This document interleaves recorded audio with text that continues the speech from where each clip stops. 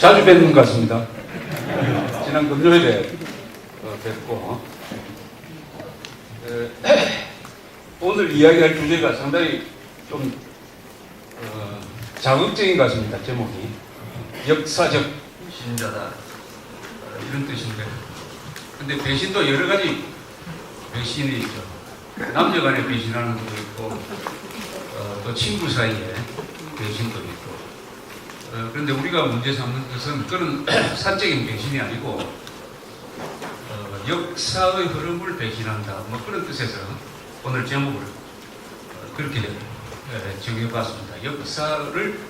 역사의 흐름, 역사의 당위성, 그리고 결정적 순간에서 한두 사람이 판단을 잘못해가지고 여러 사람들한테 피해를 준다든지 하는 그런 사례에 대해서 우리 동서양을 다 이렇게 보면은 항상 그런 경우가 있습니다. 어떻게 보면 이 역사는 배신의 역사라고 볼 수 있습니다. 순리의 역사인 면도 있지만 배신의 역사인 측면이 강하기 때문에. 근데 어제 인터넷에 보도된 바에 의하면은 이명박 정부의 핵심 인사가 MBC 전 사장 음기영 씨를 이번 재보선에 나와달라고 간청을 했다고 해요.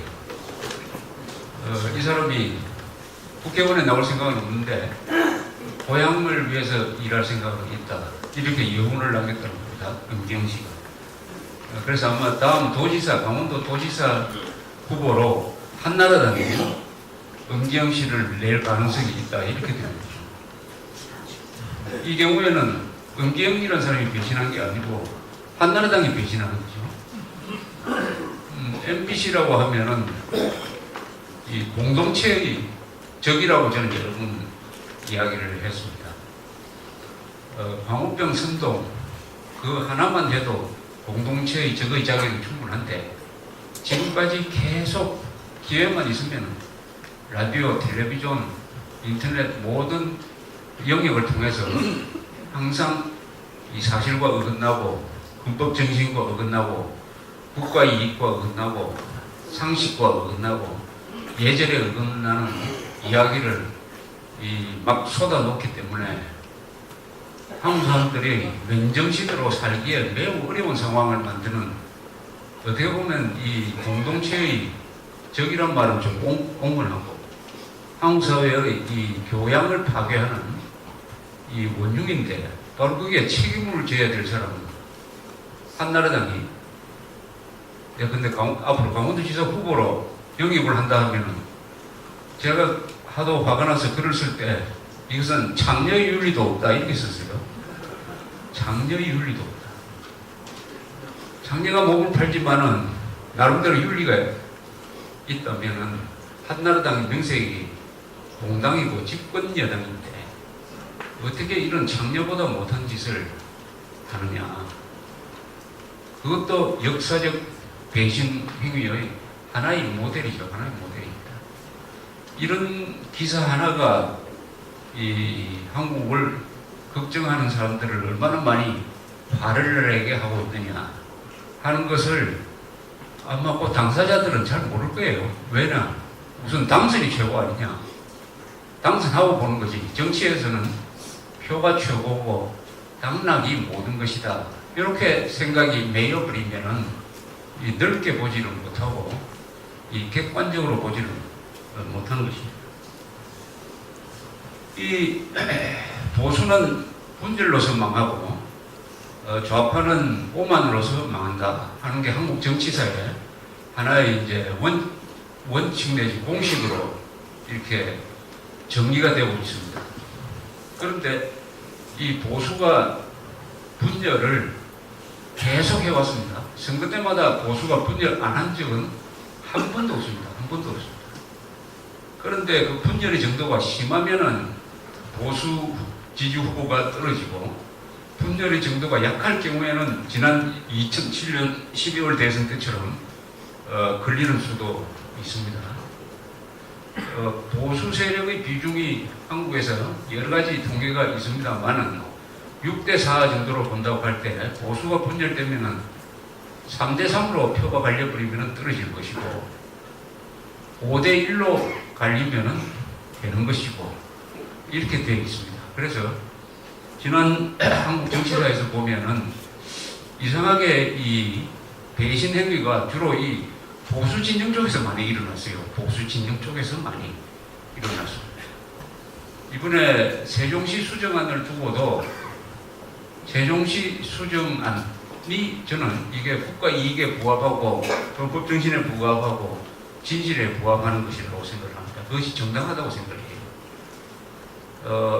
모름지기 보수 세력은 헌법 정신을 지키는 사람이고 국가 이익을 지키는 사람이고 진실에 충실한 사람들인데 보수 진영에서 세종시 수정안에 반대했다 한다면은 저는 이것도 하나의 배신 행위라고 봅니다. 배신 행위.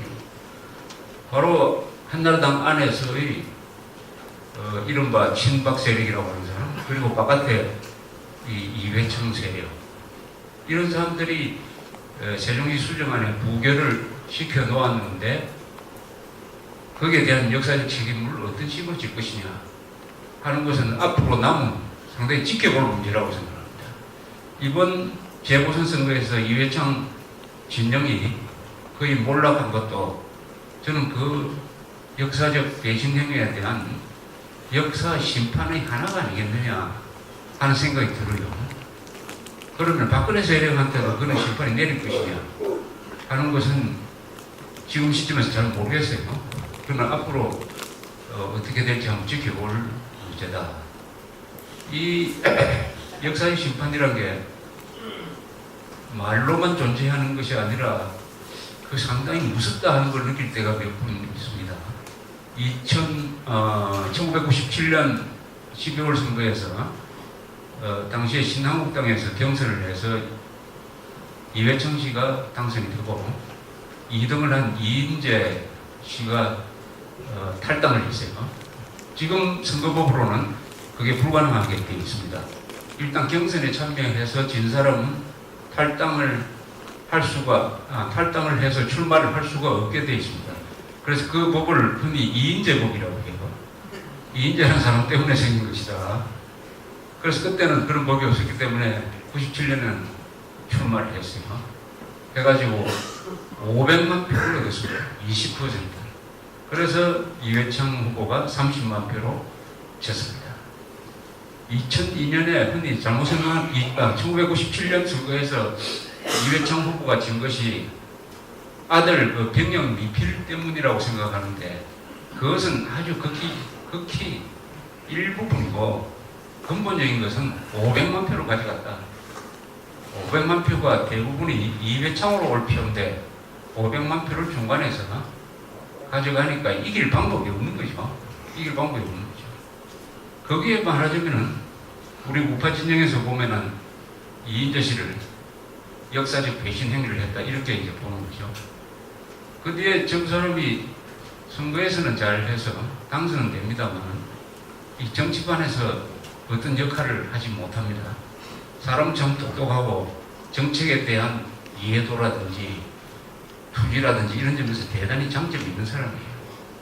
그러나 아무런 역할을 하지 못한다 하는 것은 국민들이 그 불복에 대한 경선 불복이라는 단어가 그때 이제 생겼습니다. 그게 대한 하나의 응징을 하고 있는 것이 아니냐 하는 그런 생각을 하게 합니다.